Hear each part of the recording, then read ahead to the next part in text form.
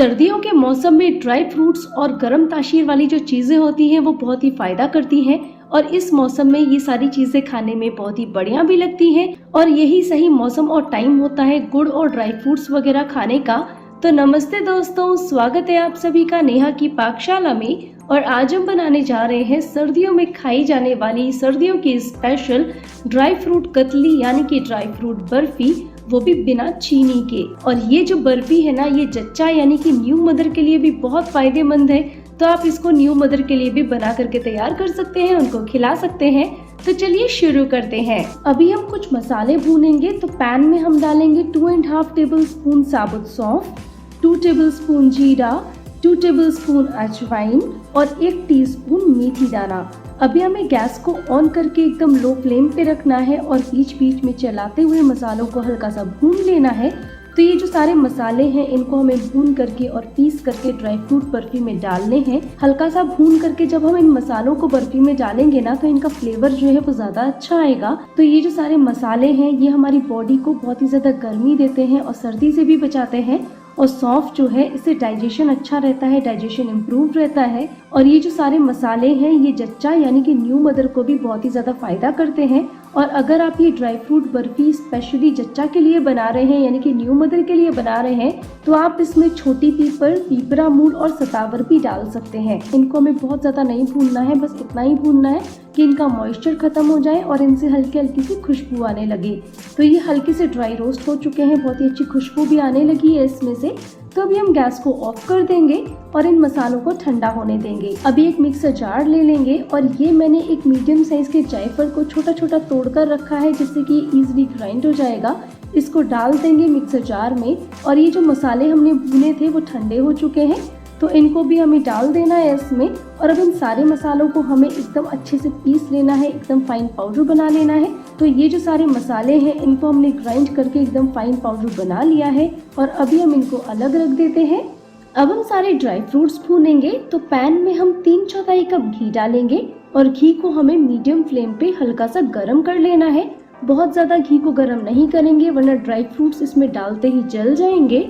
तो अभी जो घी है वो गर्म हो चुका है, हमने घी को हल्का गर्म किया है और अभी हम गैस को मीडियम लो कर लेंगे और मीडियम लो फ्लेम पर ही सारे ड्राई फ्रूट्स को हमें भूनना है।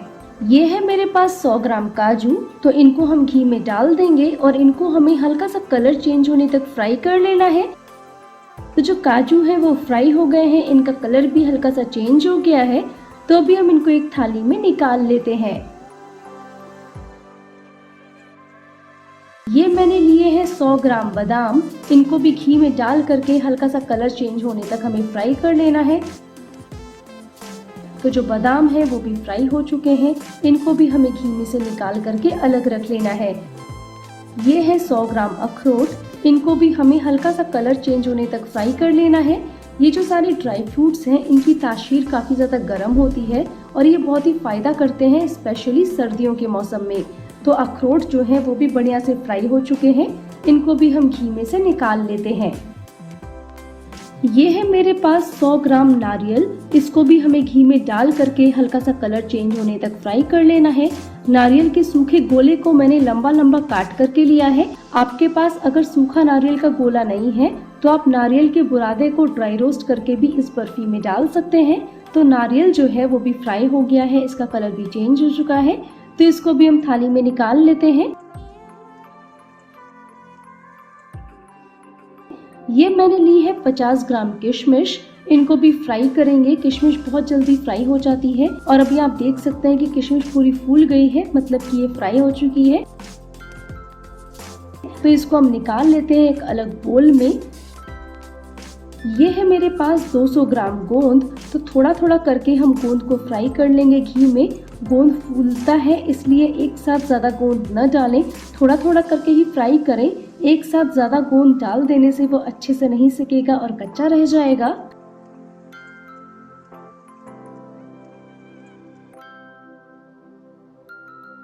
गोंद को भूनने के बाद आप देख सकते हैं कि पैन में एकदम थोड़ा सा घी रह गया है। तो अभी ये मेरे पास 30 ग्राम खरबूजे के बीज हैं।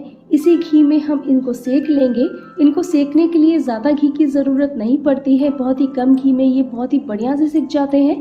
तो अभी ये जो खरबूजे के बीज हैं ये चटकने लगे हैं, इनका कलर भी चेंज हो गया है और अभी ये बढ़िया से सिक चुके हैं। तो इनको एक अलग बोल में निकाल लेते हैं।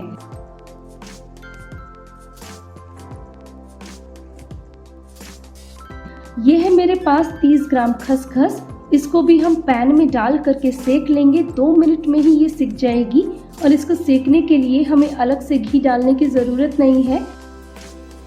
तो जो खसखस है वो भी अच्छे से सिक चुकी है। इसको भी हम एक अलग बोल में निकाल लेते हैं।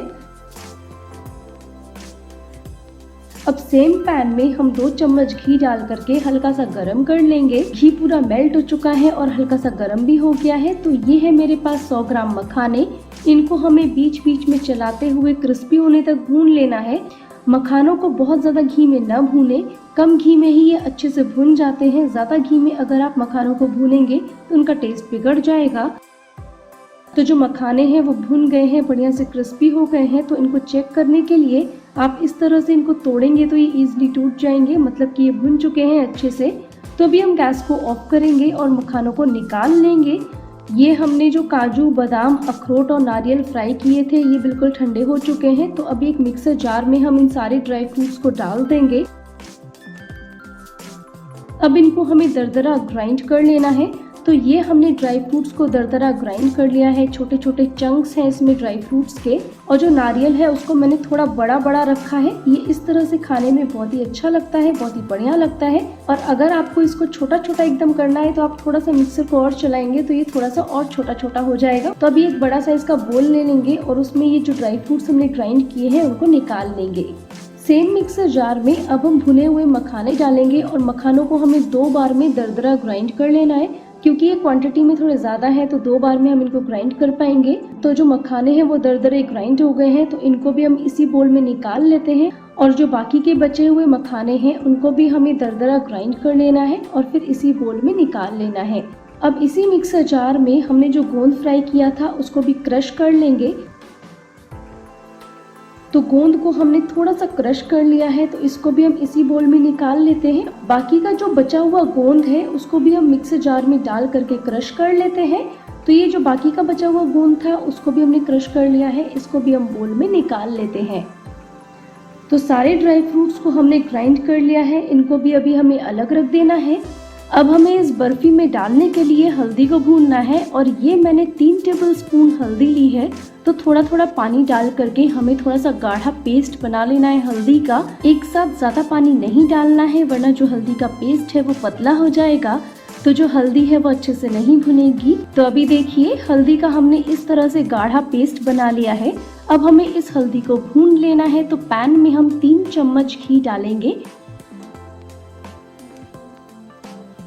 और घी को मीडियम लो फ्लेम पे हल्का सा गरम कर लेना है, बहुत ज्यादा गरम नहीं करना है।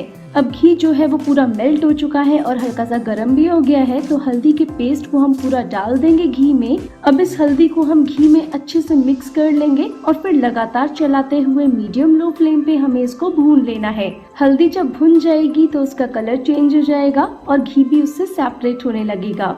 हल्दी तो आप सभी जानते हैं कि बहुत ही ज़्यादा फायदेमंद है। इससे हमारी बॉडी की इम्यूनिटी बूस्टअप होती है और बहुत ही सारे मेडिसिनल यूज हैं इसके।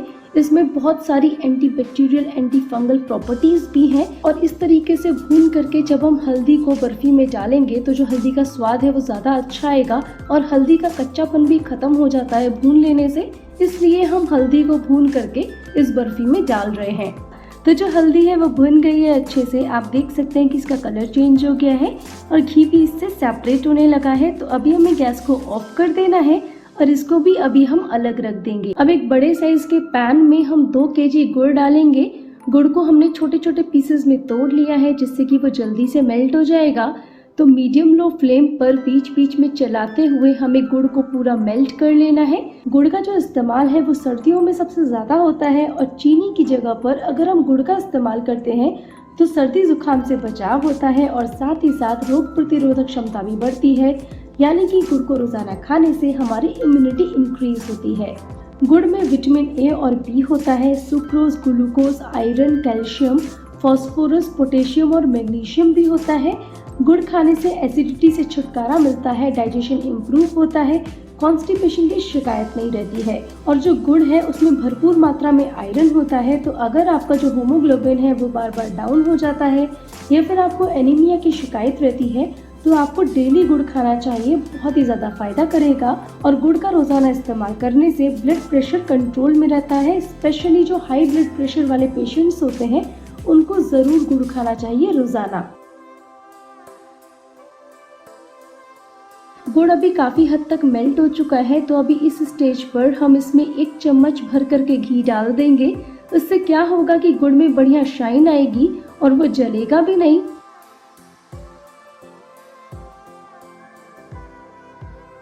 तो अभी देखिए घी मिक्स करने के बाद कितनी बढ़िया शाइन आ गई है गुड़ में। गुड़ जो है वो अब पूरा मेल्ट हो गया है, तो अभी हमें गैस को एकदम लो फ्लेम पे कर देना है।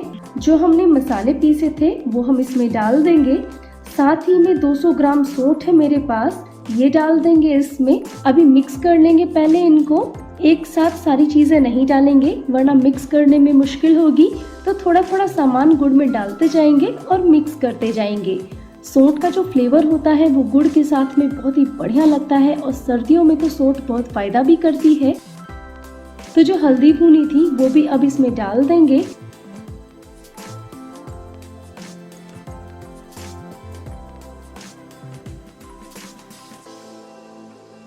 हल्दी को भी मिक्स कर लेंगे इसमें अच्छे से।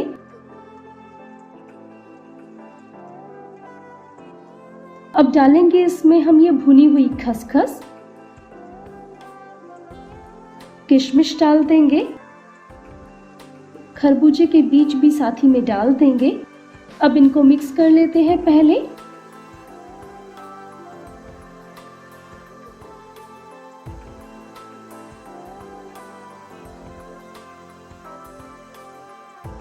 अब जो ड्राई फ्रूट्स हमने ग्राइंड किए थे वो थोड़े थोड़े करके हम इसमें डालते जाएंगे और साथ ही साथ मिक्स करते जाएंगे।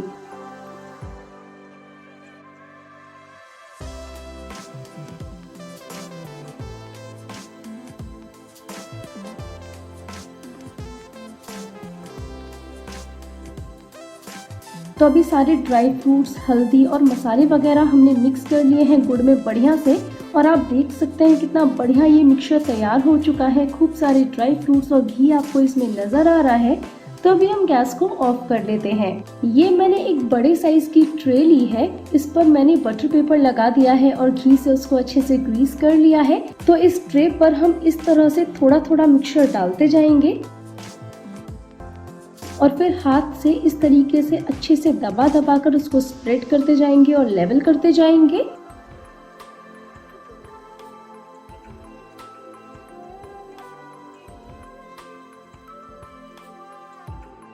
तो अभी देखिए पूरे मिक्सचर को मैंने ट्रे में अच्छे से दबा दबा कर स्प्रेड कर लिया है, बढ़िया से लेवल कर दिया है।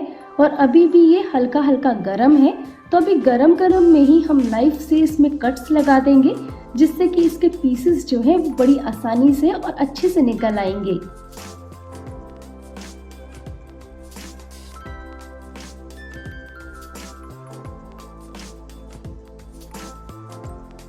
तो अभी मैं आपको एक छोटा सा पीस तोड़ करके दिखा रही हूँ। तो देखिए कितना सॉफ्ट है ये, और अभी ये हल्का सा गर्म है, लेकिन ठंडे होने के बाद भी ये बिल्कुल भी टाइट नहीं होगा। आप इसको इजीली खा पाएंगे और ये बहुत ही बढ़िया सॉफ्ट रहेगा। तो अभी साइड्स के जो छोटे छोटे पीसेस है ना, उनको पहले हम हटा लेते हैं और फिर उसके बाद हल्के से उठा करके इस तरह से हम इसके पीसेस निकाल लेंगे। तो आप देख सकते हैं कि कितने आराम से और कितने बढ़िया इसके पीसेस निकल रहे हैं। बहुत ही बेहतरीन हमारी ये ड्राई फ्रूट बर्फी बनी है और सर्दियों के मौसम में ये बहुत ही फायदा करती है, बहुत ही बढ़िया लगती है खाने में। और जच्चा यानी कि न्यू मदर को भी आप इसको इजीली बना करके दे सकते हैं, उनके लिए भी ये बहुत ही ज्यादा फायदेमंद है। तो सर्दियों में खाई जाने वाली सर्दियों की स्पेशल इस ड्राई फ्रूट बर्फी यानी कि ड्राई फ्रूट कतली को आप जरूर बना करके ट्राई कीजिए और फिर अपने एक्सपीरियंस मेरे साथ शेयर कीजिएगा कमेंट्स बॉक्स में। रेसिपी अगर आपको पसंद आए तो लाइक करें, शेयर करें और चैनल को सब्सक्राइब करना बिल्कुल भी ना भूलें। जल्दी मिलेंगे हम एक नए वीडियो में नई रेसिपी के साथ में। तब तक के लिए bye bye, take care, have a nice day.